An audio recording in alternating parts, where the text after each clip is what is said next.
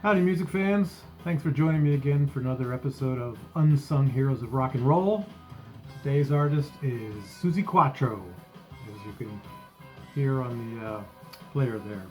All right, let's get started. Our first album, Can the Can, Suzi Quatro, Can the Can. And this had a big hit for her, 48 Crash. And I'm not sure what else. She did the Beatles' I Want to Be Your Man. Oh, Can the Can was, I think, a hit for her as well. And she was a Detroit girl. She had a band with her sisters called the Pleasure Seekers in the late 60s. And then had some talent scouts come and find the band, and they wanted just Suzi Quatro. That was Mickey Most and Mike Chapman, and they took her to England and they started recording her. So this has, did I say the Beatles' I Want to Be Your Man? Some real funky stuff on this album too. Rockin' Moonbeam is pretty fun, and Official Suburban Superman, Shine My Machine, Glycerin Queen. She does Elvis's All Shook Up. So some interesting stuff. She did a lot of funky stuff as well as the rock and roll. This one's just called Quattro, her second album. It has the Wild One, which became a hit, I believe, and it has Keep a Knockin', Too Big, Klondike Kate, Savage Silk, Move It, which is what we're listening to now. Ray Charles, Hit the Road Jack, Trouble, Cat's Eyes is a really pretty song. Shadow Rhythm and Blues, that's an old song. And this also had Delegate Drive, so that's how I first heard her. Somehow I heard that Delegate Drive song. I don't know, I might have gotten these Suzi Quatro albums as a kid when my cousin passed away.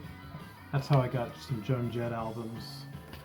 And maybe he had, and Runaways albums. Not Joan Jett, Runaways. And maybe he had the Suzi Quatro also. I don't know where else I would have gotten these. Next was Your Mama Won't Like Me, and this is a 2-for-1 with Agoraphobia on it. And Your Mama Won't Like Me has some really funky stuff, including that particular song, the title track. I bit off more than I can chew. You can make me want you, but you can't make me love you. Yeah, a lot of good songs on here. And I'm not going to go over Agoraphobia because I have another copy of that, and I'll do it then. But this is the only way I could get Your Mama Won't Like Me. A lot of good text in these. And I haven't been too into Suzi Quatro in a long time. She's kind of a past thing for me. So her later albums I have, but I don't know them as well. But her earlier albums I still love very much. Agoraphobia, let's see, this one had Heartbreak Hotel, the Elvis tune. And then a lot of just fun, poppy, good rock songs. And this one also has the Honky Tonk Downstairs, which is a George Jones song. Not sure the writer there. And Tear Me Apart is a really great song, really rockin' song. And this has 2 versions of Tear Me Apart on this one, Agoraphobia. Here's another, I believe, older one. This is from one of the first couple records, I believe. Could be wrong about that, though. Oh yeah, Heartbreak Hotel. Wait a minute, is that for this one right here? Didn't I just say that? There you go.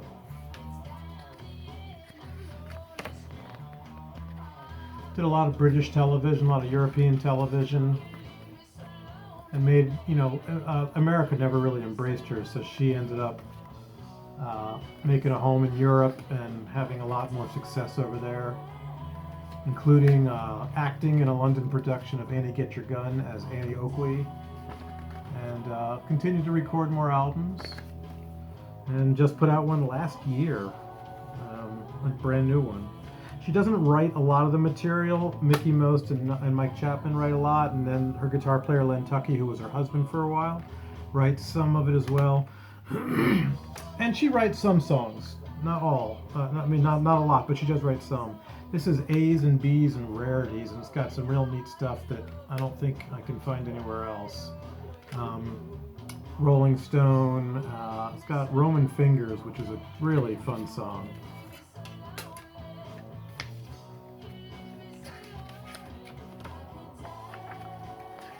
Very simple, straight ahead rock and roll.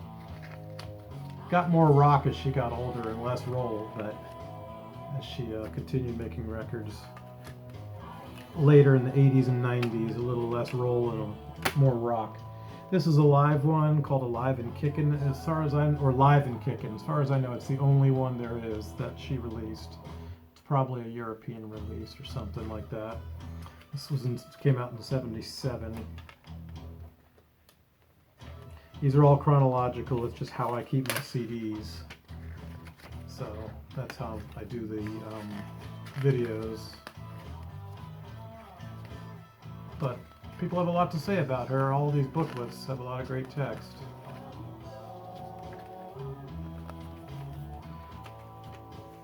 And then the next one's another 2-for-1, another 2 albums on 1 CD. And this is when she starts getting a little more poppy, but it's still really good music. This is If You Knew Suzi and Suzi and Other 4-Letter Words. And there's some interesting songs on here too. She does The Race Is On, which is also a George Jones song. I doubt he wrote it, but the Grateful Dead cover it, and Dave Edmunds covers it, and a lot of people cover that song. So she does The Race Is On. She does Love Hurts. I think that is the Roy Orbison Love Hurts. I thought there was another cover on here that was, Rock and Roll Hoochie Coo, Rick Derringer. And Breakdown, the Tom Petty song she does on here too. So some interesting covers she does sometimes. Sometimes I feel like I see an artist do a cover and I'm like, why'd they do that? And this is kind of, I feel that way about Suzi Quatro sometimes, but she has a place in my heart. And one of the best things about her is that she just keeps going. She never gives up, and she keeps rocking and playing and trying to make a living in this really tough business. And like I say, America never really accepted her, so she moved to England, where she's done a lot better. Suzi Quatro, this is a collection of the Wild One Classic Quattro. I believe I got this before I had some of the other ones, but I think, like the other collection, this does have some songs that I don't have anywhere else. Now this is from Suzi and Other 4-Letter Words, I believe. Yeah, I believe it's the song 4-Letter Words. I could be wrong. Hang on. Yeah, I think it's 4-Letter Words.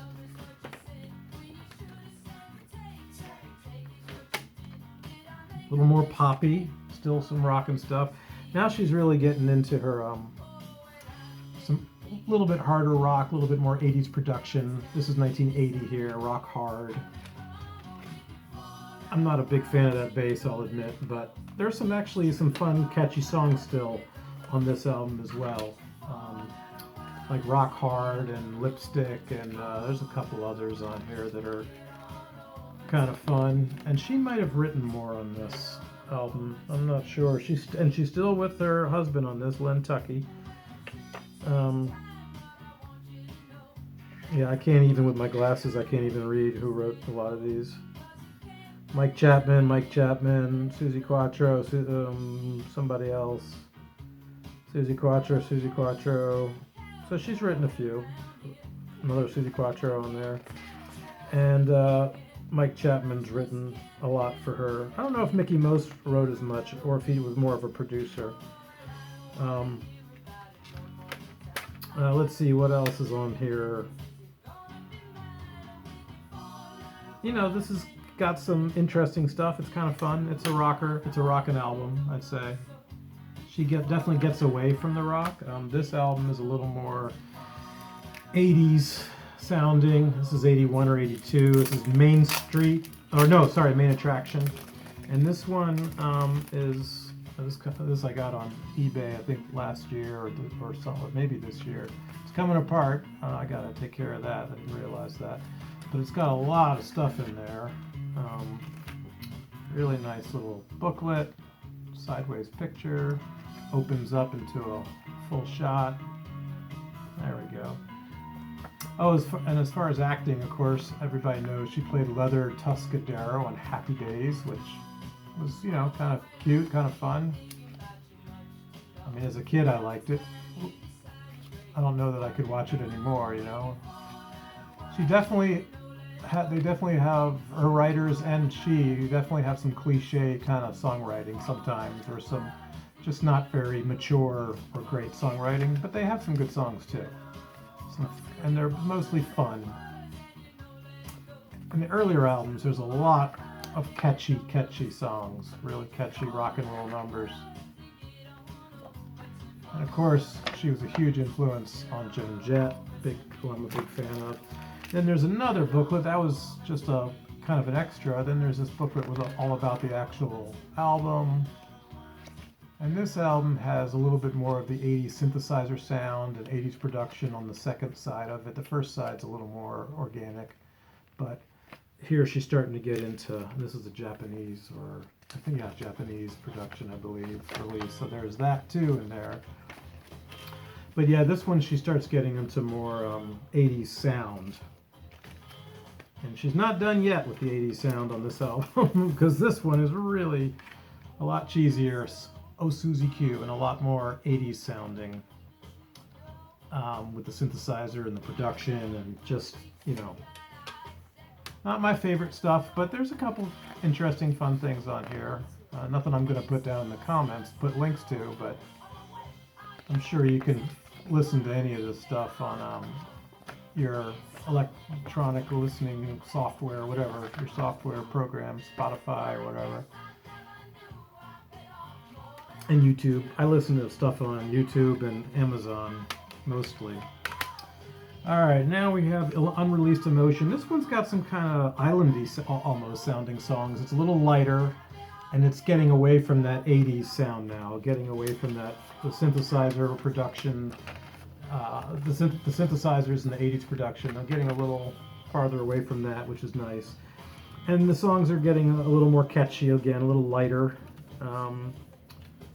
Not great by any means, but it's a good sounding album. It's a good sounding album, and there are definitely some catchy songs. It doesn't have a lot of energy on this record.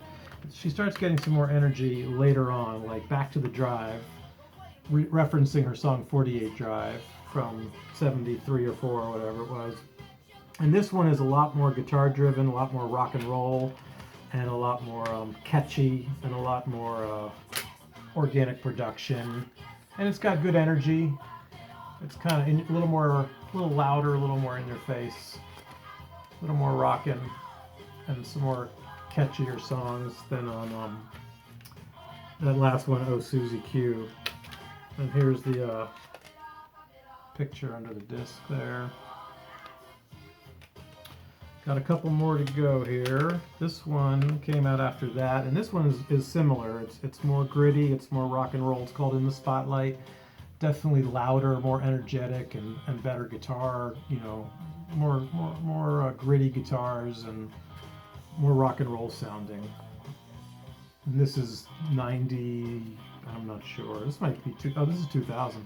So is this. This is also in the 2000s, 2006 maybe, and this is 2011, I believe. This is that early stuff. Pretty funky. Paul McCartney called her a really great bass player. I forget the exact quote, but it's on a DVD about her, where he talks about how solid she is. It's a kind of a generic quote, but it's from Paul McCartney, who I'm assuming is a respected bass player. So she's got some respect for musicians in the business here and there. There's a brand new documentary on her on Prime that just came out this year. So I'm excited about that. I believe that will have some rock royalty that'll give her some kudos. This is brand new last year, No Control, and this one is good. It's not as good as the last one. Honestly, I think In the Spotlight's better, but this one is decent. It's, again, grittier, more guitar driven, not as catchy as some of her other stuff, and you know, the writing isn't as great, but it's still good. Still good rock, solid rock songs.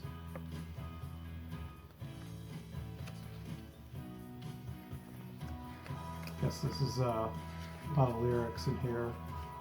Not much in the way of pictures.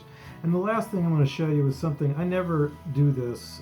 Maybe I've started doing it a little bit since I've started doing videos, but I didn't used to do this. I was very frugal with my collecting. And I saw this one day at the record store, and I bought it simply to buy it. It was $63, which to me at that time was like, oh my God, I can't do that. And it's a 4 CD box set covering her entire career. And at the time, I didn't have those later CDs, so it does have a bunch of stuff on here that I don't have. I think this came out around 2005 or 2006. Might even say on the back here. 2014, okay. And I've read the entire book all the way through. It was brand new when I bought it. I didn't buy it used. CDs are laid in there really nicely. And this booklet is gorgeous. I've read the whole thing, and it really tells her whole story. A lot of text, a lot of great pictures. And I'm just really happy with this purchase because I really never just buy something to buy it because it's cool and I want it, even though I've got most of or all of the music on it. And it turns out, like I say, I didn't have those later CDs at the time, so there was plenty of stuff on here I didn't have. And she's got some kind of weird, spacey stuff like this as well. She definitely is not afraid to experiment, or her producers aren't. I think that's her with Debbie Harry and Joan Jett. Yeah, right there with Debbie Harry and Joan Jett. That's a nice one, back in, looks like 80 or 79.